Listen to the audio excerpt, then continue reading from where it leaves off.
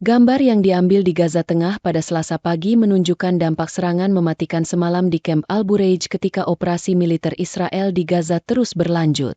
Kemarin jam 12.30 malam terjadi ledakan yang mengguncang seluruh kawasan. Itu ledakan yang sangat besar. Ledakan yang sangat besar. Kami terkejut ketika menerima telepon yang mengatakan bahwa rumah bibi saya menjadi sasaran. Kenang Halil Al-Sous yang kehilangan bibi dan sepupunya dalam pemogokan tersebut.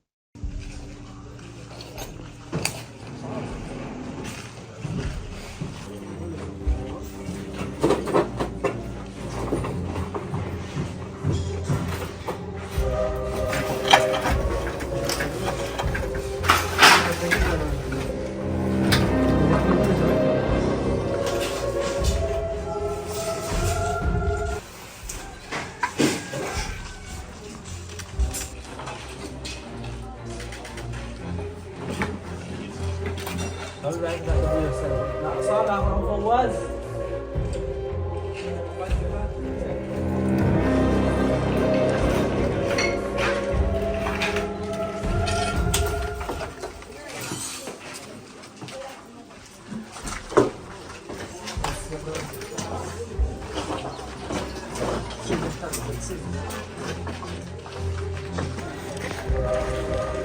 Download Tribun X sekarang, menghadirkan lokal menjadi Indonesia.